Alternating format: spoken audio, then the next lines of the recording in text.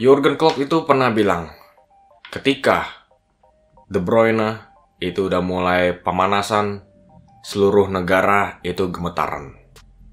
Dan dalam konteks ini, dia itu nggak ngomongin seluruh negara, tapi lebih tepatnya dia lagi ngomongin Liverpool, Arsenal, dua challenger terdekatnya Man City. Ketika mereka melihat De Bruyne itu lagi pemanasan, itu saatnya buat gemetaran. Itulah tanda respect-nya dari Klopp tentang De Bruyne, bahwa Man City selama ini mereka itu cuma pakai setengah power aja karena nggak ada De Bruyne, dan dia mereka masih menempati posisi kedua, ya kan?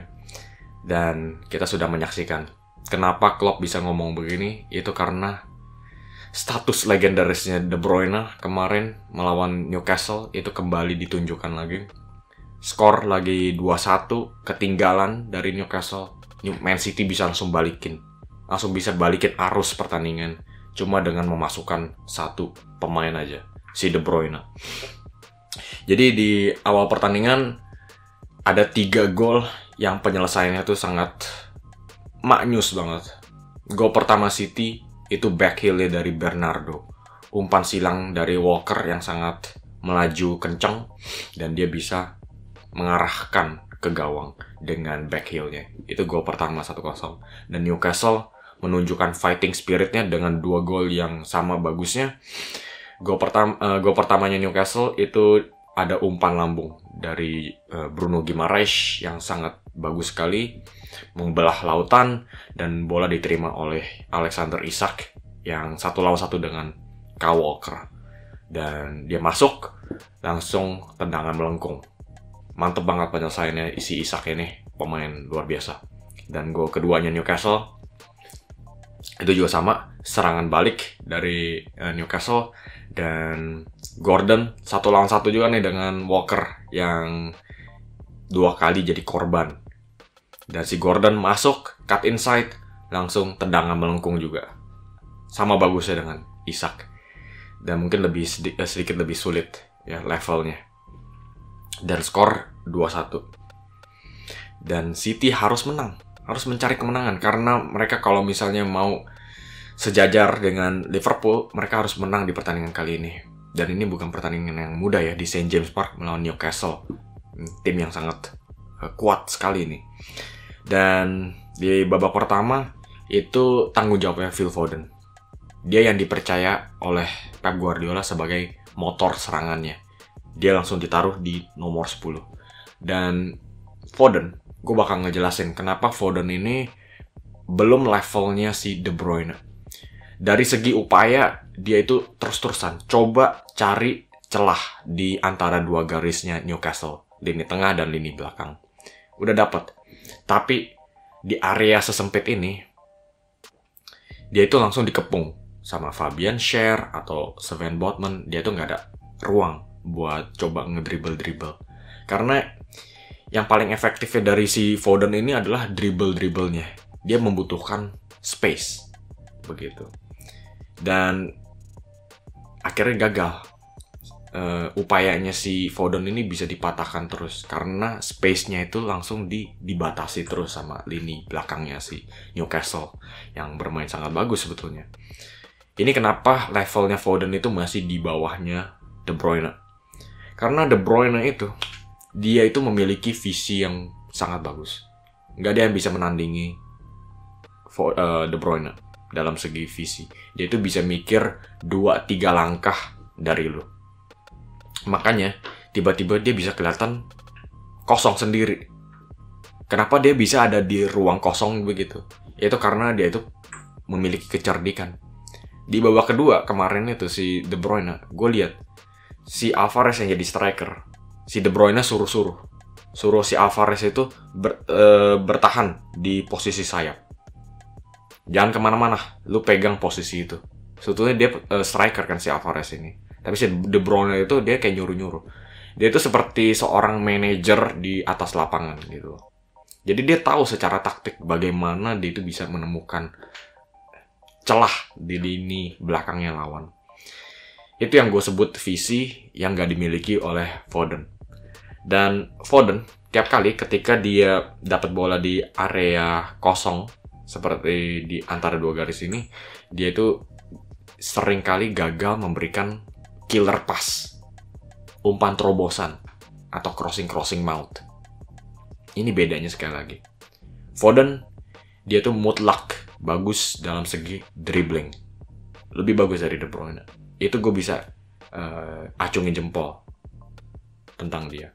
Tapi bedanya dengan De Bruyne itu punya visi dan punya killer pass dari segala posisi, mau dari posisi sayap, dari half space atau dari area tengah, dia itu memiliki killer pass. Itu aja.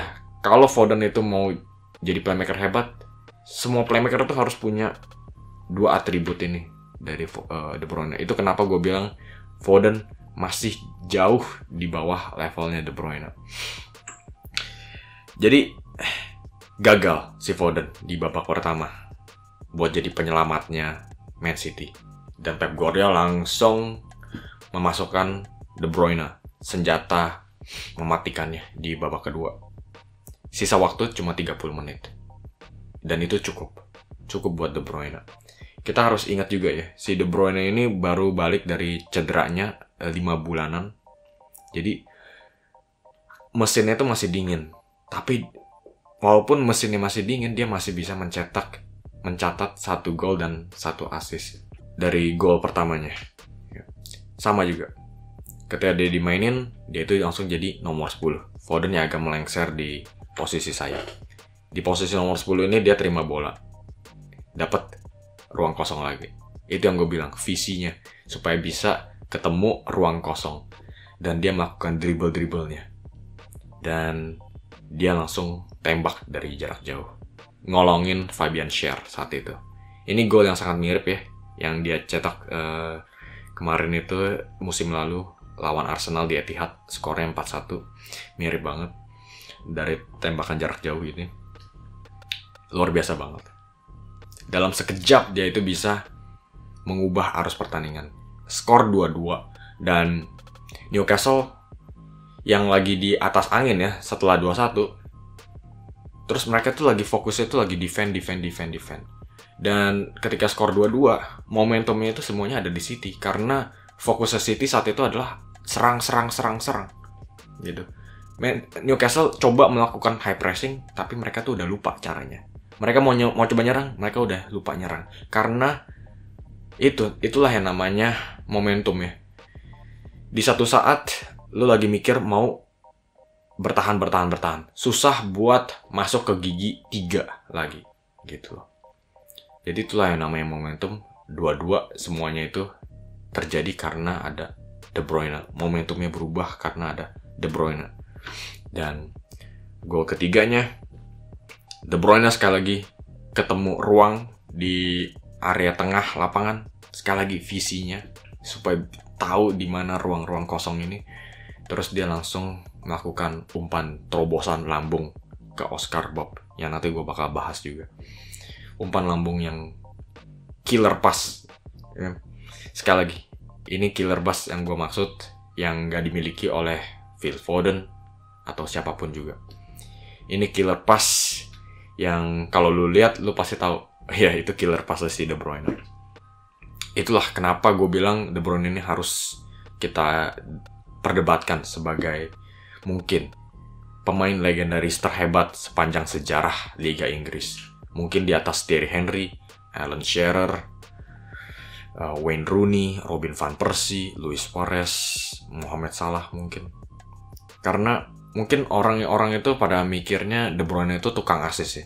Orang-orang kan demennya gol, makanya mereka tuh jarang debatin si De Bruyne sebagai pemain terhebat Liga Inggris. Tapi kalau dari segi mengubah arus pertandingan, kita harus membicarakan De Bruyne. Karena orang-orang pada bilangnya, oh Haaland yang golnya paling banyak. Tapi Haaland tanpa De Bruyne itu cuma striker biasa aja. Striker bagus yang biasa aja gitu. Bukan striker elit. Dia itu jadi elit karena ada De Bruyne. Semuanya itu De Bruyne. Mau striker siapapun, lu taruh di tim City, main bareng sama De Bruyne, lu pasti jadi jago. Gitu loh. intinya tuh bukan striker, tapi intinya tuh ada di De Bruyne. Siapa yang nyuplai bola itu?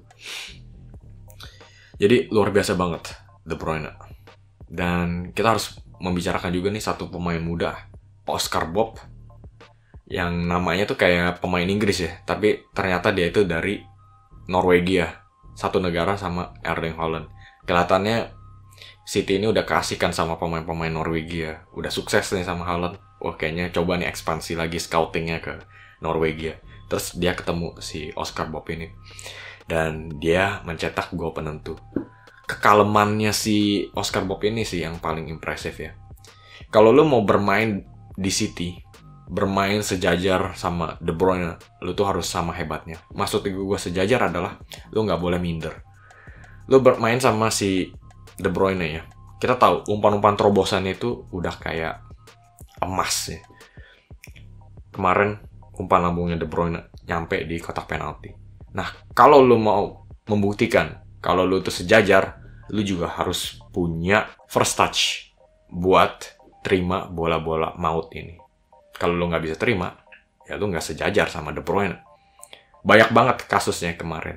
Oscar Bob bisa mematikan lajunya umpannya si De Bruyne. Tapi gue udah sering lihat ya, banyak striker hebat yang gagal mematikan laju bola kayak kemarin itu.